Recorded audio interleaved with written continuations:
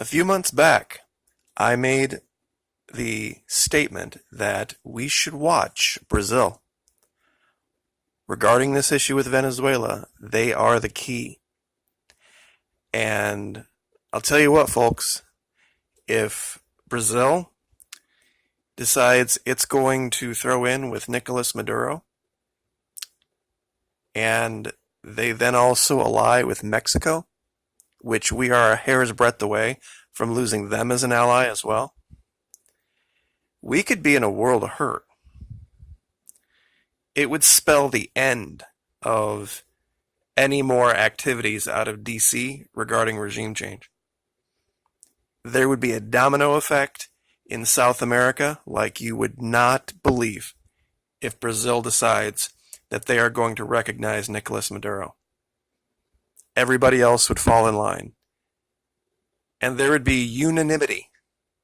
Colombia would not be able to stand with us. They would have to stand with that group of people. And we would be left alone. Other than maybe Canada, which is still pretty much alone, in the sense that not that Canada isn't an ally, but in the sense that we're pretty much the same thing. There is an article out today on Reuters that talks about, well, pardon me, we're going to start with this one. This is the one from Sputnik from 8 hours ago. Brazil uninvites Guaido's envoy amid reports of possible talks with Maduro. See, they refused to recognize, in the last couple of days, they came out and refused to recognize the credentials of the quote-unquote ambassadors that have been picked by a random guy named Juan.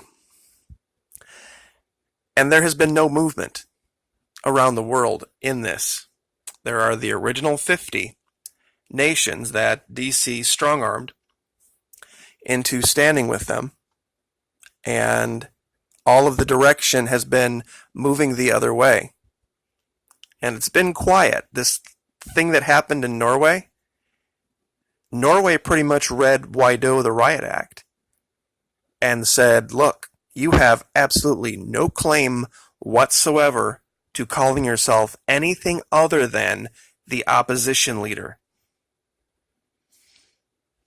And there are 170 countries that are on board with that. Now, I want everyone out there to take a real good look at this picture. There's no worse hell than a child in a coffin. And it's a story that came out also on Reuters that talks about this healthcare collapse. Now, it dovetails with this story here about a Portuguese bank that DC strong-armed into handing over $1.2 billion of Venezuelan funds.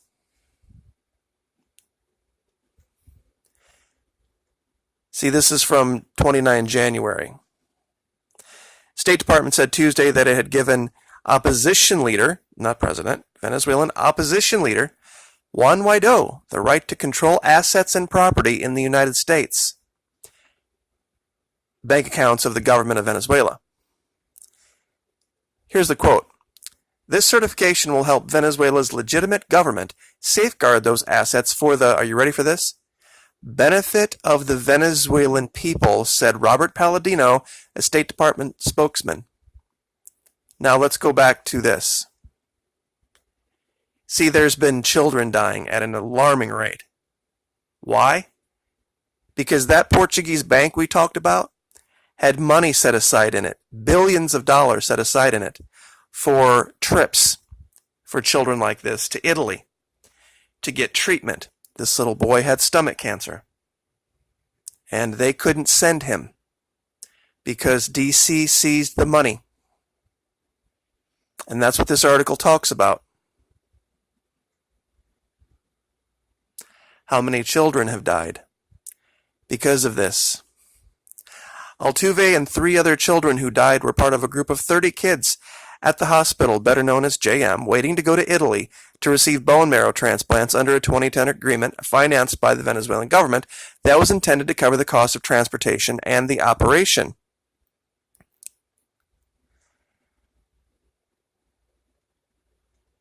Altuve was taken to JM Hospital on Christmas and with stomach pains went back there on 14 January and never left. Venezuela's foreign minister Jorge Arias said on Monday that state-run oil firm PDVSA had signed a cooperation agreement in 2010 with Italy's Bone Marrow Transplant Association. State-funded Venezuelan television network Telesur reported on Tuesday that the agreement had funded treatment and transplants for almost 900 patients. Arias said that U.S. sanctions had froze $1.87 billion U.S. dollars in government funds held at Portugal's Novo Banco, including $5 million allocated for bone marrow transplants for 24 patients. That's what DC seized. So whenever you hear anyone say, oh, it wasn't the sanctions, it was socialism, it wasn't the sanctions, it was socialism, this is direct correlation. This is direct correlation between funds stolen by Washington, D.C. and children not getting health care. And in this case, dying. And this is a simple one to find. It's not hard to find this article. This was from January this year on Reuters. Novo Banco, Portuguese bank, halted $1.2 billion transfer of Venezuelan funds. And they have the gall. DC has the gall to put out articles stating that when they hand the money over that they seize to random guy named Juan, that it's for the good of the Venezuelan people. Well, since random guy named Juan likes to call himself interim president and the guy in charge, I guess we should lay this little tiny corpse at his feet, shouldn't we? Because he calls himself the president, and that's where the buck stops. And he had the money. The money was seized in January. The money, he could have, if he had wanted to, transferred that money to that hospital, made those arrangements himself, and gotten that boy treatment. But did he do that? No. Do you know why? Because he likes children as corpses. Because he has DC on his side. And he thinks that he can get the media to blame everything like this on Maduro before anyone like this channel gets a hold of it and tells you the truth about it. So take a real good look at the eyes of a child murderer. Because that's who this is. And there's no other way to say it. And he is complicit with Pompeo, Bolton, Pence, Rubio, the current leader. All of them. It's hard, especially being a parent, to read stuff like this. And it would have been a simple thing to do. It would have been a very simple thing to do. And I do think Brazil, honestly, is starting to see it. I don't totally agree with the leader of that country, but I think he is coming up to speed, so to speak, on what being allied with DC really means. So's Duque in Colombia, believe it or not. They're starting to realize that they have a very different outlook on the world.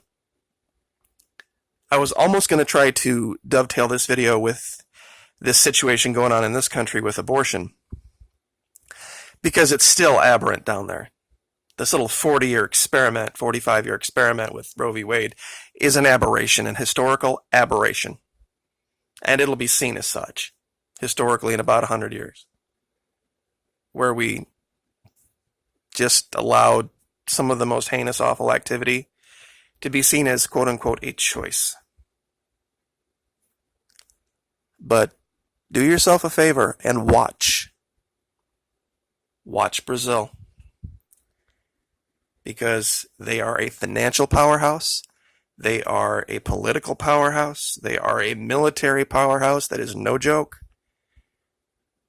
And they pretty much hold all the cards down there. They have made inroads and have been for a long time. I'm sure many of you are aware of BRICS, BRICS, the financial consortium, Brazil, Russia, India, China, and South Africa. India is a big India is the number 4 military in the world. Russia is the number 2. Brazil's number 11, I think. China, what are they, number 3? So 2, 3, 4, and 11 are all on the same side. Russia, India, China, and Brazil. Then you add in a country that has the world's largest proven oil reserves and gold mines in Venezuela, and you put that country on their side. How long do you think we last with our make-believe, make-up currency?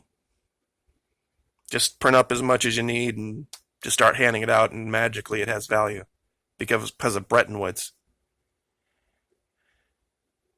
But I'll leave that there. I just wanted you guys to have the information before any of the MSM got to spin it. Like, share, subscribe.